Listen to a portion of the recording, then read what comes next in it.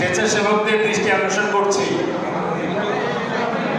যারা যত্রতত্র ঘোরাফেরা করছেন তাদেরকে কন্ট্রোল করুন।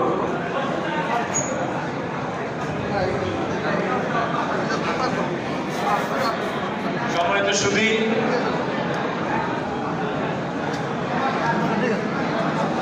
আমাদের সেই বহুল প্রতীক্ষিত জনতার দলের যে আত্মপ্রকাশ এর ঘোষণা এবং একই সাথে আমাদের আহ্বায়ক চেয়ারম্যান মহোদয়ের যে বক্তব্যের জন্য আমরা অধীর আগ্রহে অপেক্ষা করছি তা এখনই শুরু হতে যাচ্ছে। চেয়ারম্যান বক্তব্য শুরু করার পূর্বে চেয়ারম্যানের সংক্ষিপ্ত পরিচিতি আমি উল্লেখ করছি। আমি সবার দৃষ্টি আকর্ষণ করছি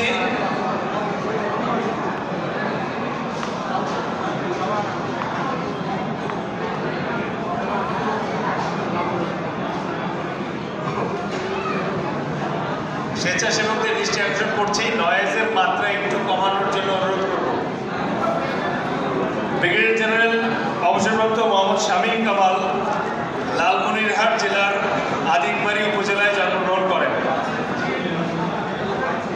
তার বাবা মরহুম মুজিবুর রহমান পরপর 7 বার নির্বাচিত সংসদ সদস্য। ব্রিগেডিয়ার জেনারেল মোহাম্মদ শামীম কামাল 4টি বিষয়ে মাস্টার্স সম্পন্ন করেছেন, LLB এমফিল সম্পন্ন এবং বর্তমানে PhD-তে অধ্যয়নরত। তিনি চীন, ভারত, জার্মানি ও ফ্রান্সের সামরিক ও ভূ রাজনৈতিক বিষয়ে সর্বোচ্চ ডিগ্রি লাভ করেছেন। এছাড়াও বাংলাদেশ সেনাবাহিনীতে তিনি 32 বছর একটি বর্ণিল কর্মজীবন সমাপ্ত করেন এবং ন্যাশনাল ডিফেন্স কলেজের প্রধান প্রশিক্ষক ছিলেন। কিন্তু 2022 সালে তার প্রতি একটি প্রচণ্ড অন্যায় হয় এবং সেই অন্যায়ের প্রতিবাদ করে তিনি PLR বর্জন করেন এবং ব্রিগেডিয়ার র্যাঙ্কে স্বেচ্ছায় অবসর গ্রহণ করে সেনাবাহিনী ত্যাগ করেন। এমন ঘটনা বাংলাদেশ সেনাবাহিনীর ইতিহাসে বিরল। আমি এখন আমাদের দলের আহ্বায়ক চেয়ারম্যান ব্রিগেডিয়ার জেনারেল শামীম কামালকে মঞ্চে এসে বক্তব্য রাখার জন্য ধন্যবাদ।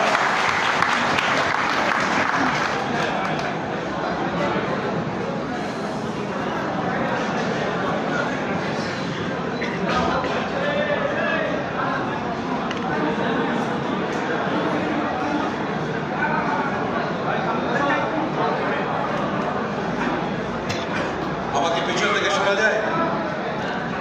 সবাই শুনতে পাচ্ছেন?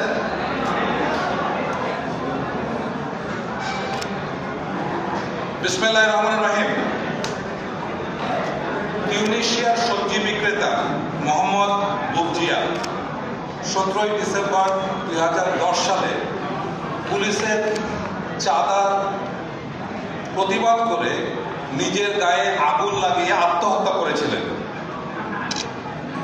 এই আত্মহত্যার ভিতর দিয়ে আরব বসন্তের স্ফুলিঙ্গ জ্বলে ওঠে। তারপরে 23 বছরের স্বৈর শাসনের অবসান ঘটে। মিশরে 30 বছরের স্বৈর শাসন অবসান ঘটে। আবু সাইদের চাকরিটা খুবই দরকার ছিল। সে বিশ্বাস করতে পারেনি তার এমন একটি ন্যায্য মানবিক দাবি করার পরে প্রজাতন্ত্রের পুলিশ তাকে গুলি করে হত্যা করবে। 24-এর আন্দোলনের অর্থনৈতিক কারণ, প্রত্যেকটা বিপ্লবের রাজনৈতিক কারণ থাকে, অর্থনৈতিক কারণ থাকে, সামাজিক কারণ থাকে। তো অর্থনৈতিক কারণ ছিল বেকারত্ব এবং দারিদ্র। আবু সাইদ হতে পারত বিশ্ব মানচিত্রে প্রতিবাদের জীবন্ত প্রতীক। আমাদের কিন্তু কিছুই হলো না। বিপ্লবের অর্থনৈতিক কারণগুলি নিয়ে কেউ কোনোদিন কথাটা একটু সত্য পর্যন্ত করল না। আজকের অনুষ্ঠানে যে অতিথিবৃন্দ আসছেন তার মধ্যে সর্বপ্রথম আমি উচ্চারণ করতে চাই যে শহীদ পরিবার এবং যারা বিপ্লবে আহত হয়েছেন তাদের নাম উল্লেখ করে এখানে আমরা দেখতে পেলাম যে 11 বছরের একটা শিশু যে তার 2 চোখ হারিয়েছে, তার প্রাপ্তি কি? আজকে যদি সে আমাদের জিজ্ঞাসা করে, চিৎকার করে বলে, চিৎকার করে বলার দরকার নেই, যে আসতেই বলে যে আমি যে দুটা চোখ হারালাম, বিনিময়ে কি পেলাম?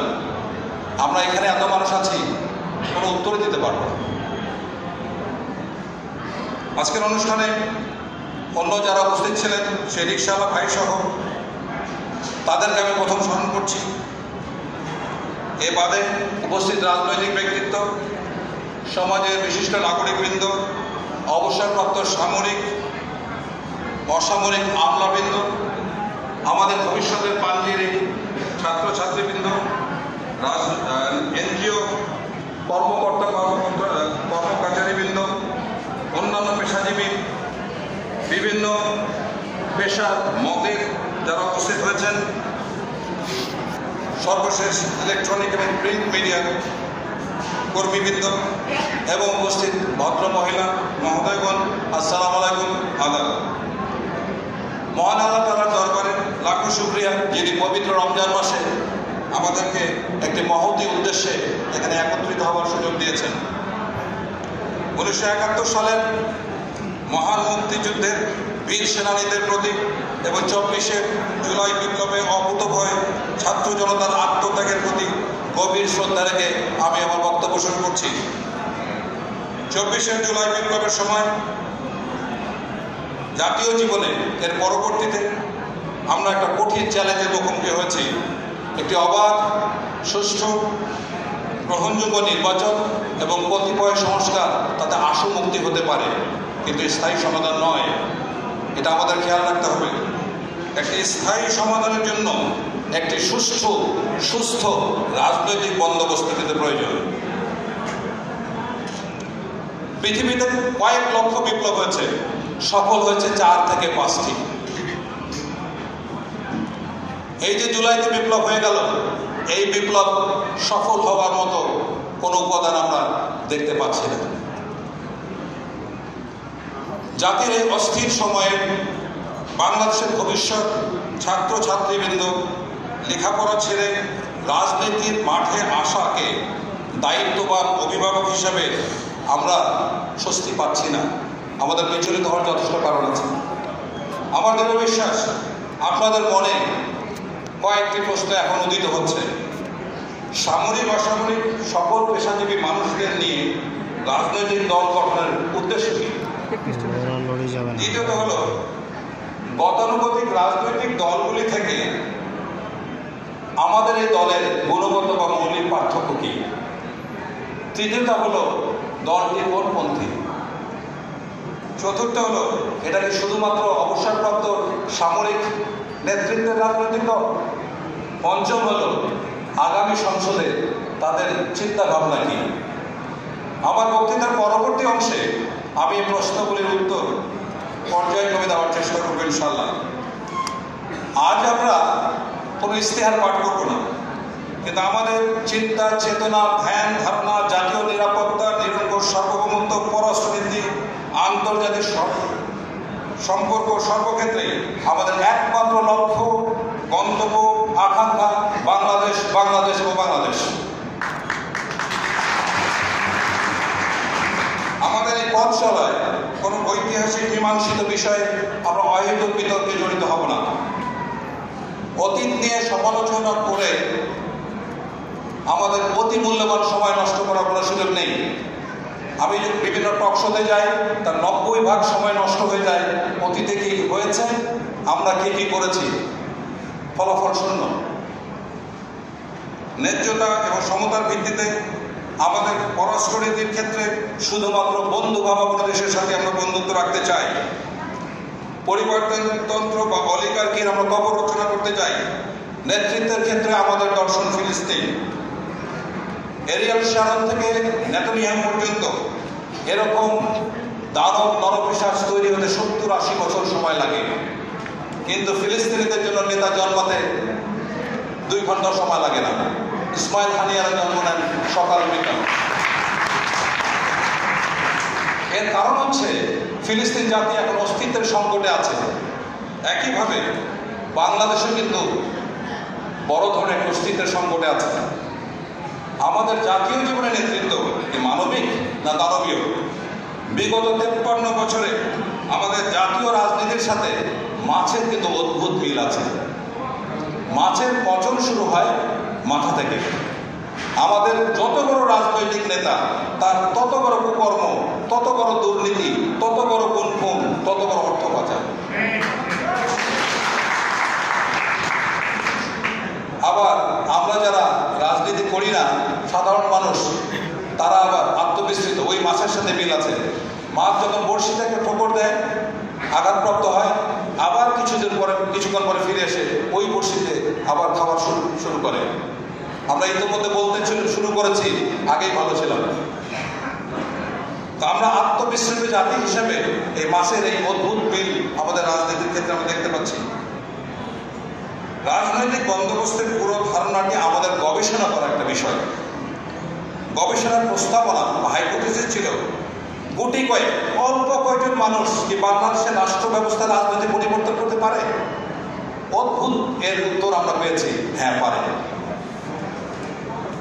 তাহলে সেখানে ভালো মানুষকে তারা কোথায় আছেন, তাদেরকে কোন পদ্ধতিতে কাজে লাগানো যাবে? ভালো মানুষের অপরিহার্য শর্তাবলী: শিক্ষিত, সৎ, সাহসী, দেশপ্রেমিক, কর্মজীবন মোটামুটি কলঙ্কমুক্ত এবং মানুষের সাথে যারা যোগাযোগ রাখে। আমাদের গবেষণায় কিছু অদ্ভুত তথ্য উঠে আসছে। এই আমাদের মধ্যে যারা আছে তারাই কিন্তু আমার গবেষণার বিষয়বস্তু ছিলেন। এই অদ্ভুত বিষয় দুটি হলো, ভালো মানুষ বিদ্যুৎ বেগে একত্রিত হয়ে যান। দ্বিতীয়ত হলো, মানুষের ভিতরে দেশপ্রেম যে এত প্রবল, এটার আমি ছোট্ট দিলে উদাহরণ দেব। আমার সাথে যারা কাজ করেছেন তারা একজন আরেকজন ভালো মানুষকে জোর করে নিয়ে এসছেন। দ্বিতীয়ত, আমি তাকে একটা বাংলা কাগজ দিয়েছি, সারা রাত জেগে ইংরেজিতে পড়েছেন। পরের দিন সকালে আমার কাছে কখন আমি অফিসে যাব, কখন তার সাথে পড়বো। এই যে দেশের জন্য ভালো করে আকাঙ্ক্ষা, এটা আমার ধারণার বাইরে একটা বিষয় ছিল। সেই জন্য আমরা ব্যতিক্রমভাবে শুধুমাত্র সৎ, শিক্ষিত, সাহসী, দেশপ্রেমিক, নিঃস্বার্থবান মানুষদেরকে নিয়ে পথ চলব। এতে যদি 10 জন মানুষ আমরা পাই, আমরা তাদেরকে নিয়ে পথ চলব। তবে এটা ঠিক, আমাদের এই বাছাইকৃত 10 জন মানুষ যদি সংসদে যান, তাদেরকে বাংলাদেশ কখনো দেখেনি। এরকম সৎ, সাহসী, শিক্ষিত, দেশপ্রেমিক মানুষ বাংলাদেশ কোনোদিনই দেখেনি, এটা আমি নিশ্চিত করতে পারি ইনশাআল্লাহ। 53 বছরের রাজনৈতিক ইতিহাস একটা দেশের জন্য খুব বড় কিছু নয়, কিন্তু খেয়াল করুন 10-12 বছর পর পর কি ভয়ানক আন্দোলন, কি ভয়ানক গণ অভ্যুত্থান, বিপ্লব হচ্ছে। রাজনৈতিক দলগুলি যখন ক্ষমতায় আসে বাংলাদেশে, ভূমিধস বিজয় যেটাকে বলে, ল্যান্ডস্লাইড ভিক্টরি আসে। কিন্তু মেয়াদ পার হওয়ার আগে অপমানকর অবস্থায় লক্ষণ সেনের দরজা দিয়ে পালিয়ে যায়। আমাদের অনেক শীর্ষ নেতা নেত্রী দেশে থাকতে পারছেন না, দেশ থেকে ভাগতে হয়েছে, পালাতে হয়েছে। এভাবে আর কতদিন? এখানে কি শিক্ষিত, সৎ, ভালো মানুষের কিছু করার নেই? দার্শনিক প্লেটো বলেছেন, রাজনীতি না করার শাস্তি হলো তুমি তোমার চেয়ে নিচু এবং অযোগ্যদের দ্বারা শাসিত হবে। আমার এখন সংশয় হয়, প্লেটো কিভাবে 2.5 বছর আগে বাংলাদেশের এই দৃশ্যপট চিন্তা করেছিলেন। আমাদের সমস্যা কি? আমরা বেহেশত চাই কিন্তু মৃত্যুকে ভয় পাই। আমরা আদর্শ কল্যাণকামী বাংলাদেশ চাই, রাজনৈতিক উটকো ঝামেলা মনে করি। বাংলাদেশ যখন চরম অরাজকতা, অস্থিরতার ভেতর দিয়ে যাচ্ছে, তখন আমাদের দেশের তথাকথিত শিক্ষিত মানুষ, হয়তোবা তারা সৎ, দেশপ্রেমিক, তারা সেফ প্লে করছেন, নিরাপদ খেলা খেলছেন। আগুন লাগলে, লোকালয়ে আগুন লাগলে মসজিদ, দেবালয় কিন্তু রক্ষা পায় না। আর শয়তান তখনই জয়োল্লাস করে যখন সমাজের ভালো মানুষরা নীরবতা পালন করে।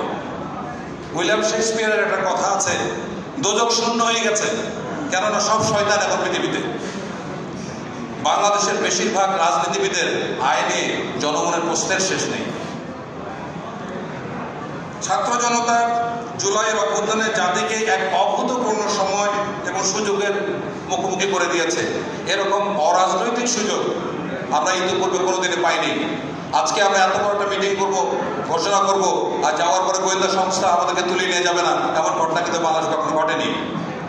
জানি না আজকেও ঘটে, অবাক হওয়ার কিছু থাকবে না। আশা করি আমরা সবাই এই দিকে নিরাপদ থাকবো। যদি আন্দোলনের ফল বেহাত হয়ে যায়, তাহলে যে 11 বছর যে শিশু, তার কাছে কি আমরা উত্তর দেব?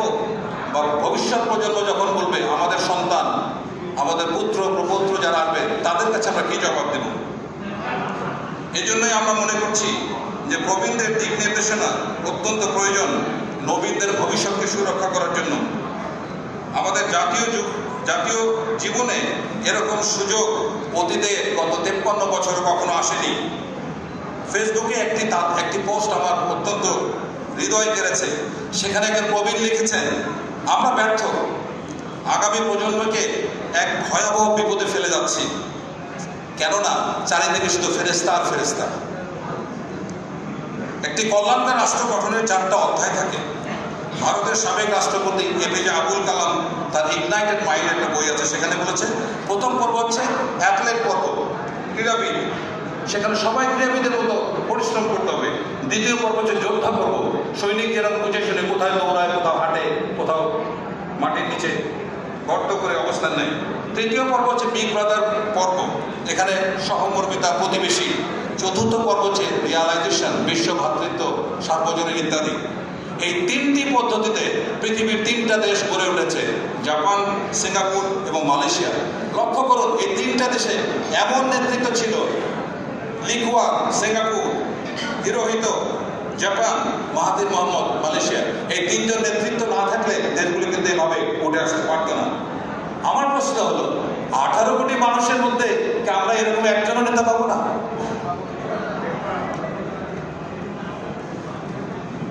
যদি এইরকম মঞ্চে দাঁড়িয়ে একজন নেতা 5, 10, 20, 25 বছর বাংলাদেশকে দেখতে না পারে, তার এই মঞ্চে দাঁড়ার কোনো যোগ্যতা নেই।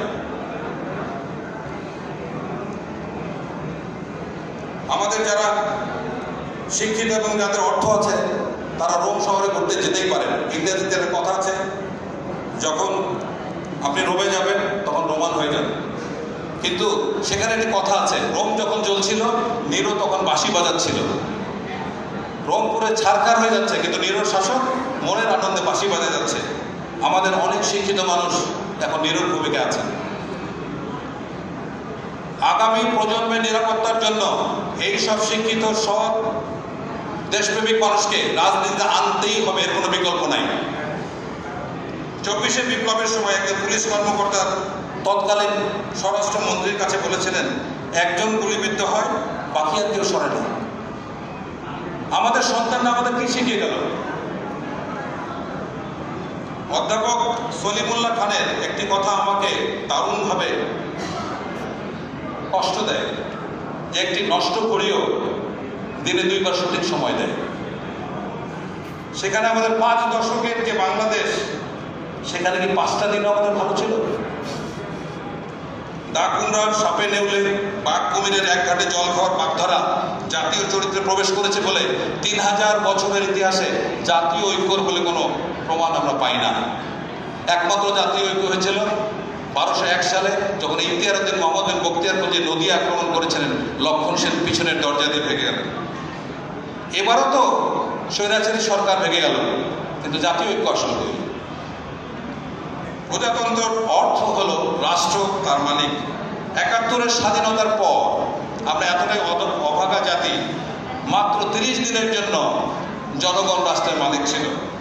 1971 সালের ডিসেম্বর থেকে 72 সালের 10 জানুয়ারি 24 দিন, 1975 সালের 3 নভেম্বর থেকে 7 নভেম্বর 4 দিন, এবং গত 2024-এ 5 অগস্ট থেকে 8 অগস্ট, এ সময় বাংলাদেশের কোনো সরকার ছিল না, জনগণ ছিল রাষ্ট্রের মালিক। বাকি সময়টা কেমন ছিল আমরা সবাই কম বেশি জানি। Why nation fails? একটা জাতি কেন ব্যর্থ হয়?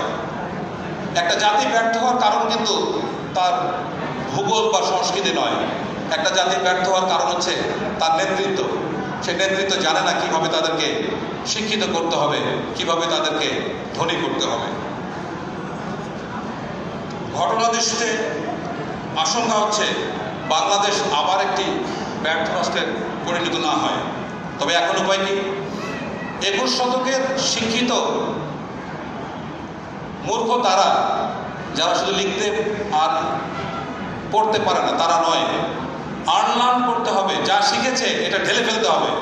কারণ আমাদের যে কুশিক্ষা, অশিক্ষা আছে, এইটা ঢেলে আবার নতুন করে আমাদের মগজের দেশপ্রেম, সততা এবং আদর্শ শিক্ষা নিয়ে আসতে হবে। তাই আমাদের যে অনৈতিক শিক্ষা মগজে ঢুকে আছে তা বের করে নতুন বাংলাদেশ বিনির্মাণের জন্য শপথ করতে হবে। যখন অনেক শিক্ষিত, সৎ, সাহসী, দেশপ্রেমিক মানুষ নতুন বাংলাদেশের স্বপ্ন দেখবেন, তখন আর সেটা স্বপ্ন থাকবে না। অনেক মানুষ একসাথে এক স্বপ্ন দেখতে পারে না, সেটা বাস্তবতা। এই পর্বে আমি ধন্যবাদ জ্ঞাপন করতে চাই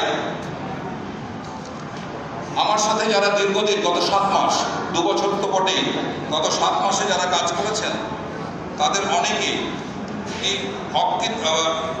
কঠোর পরিশ্রম করেছেন।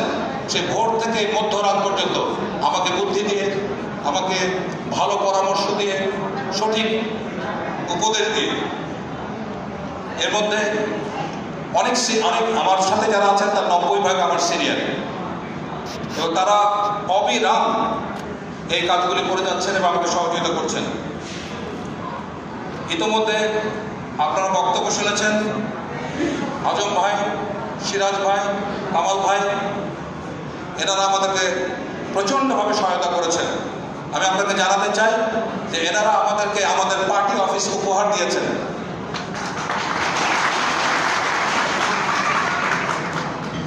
এই অনুষ্ঠানের জন্য যারা আপনারা বিভিন্ন জায়গা থেকে আমাদেরকে সহযোগিতা করেছেন, এমনকি বলতে আমরা লজ্জাবোধ করছি না, আমরা অনুদান নিয়ে এই অনুষ্ঠান করছি।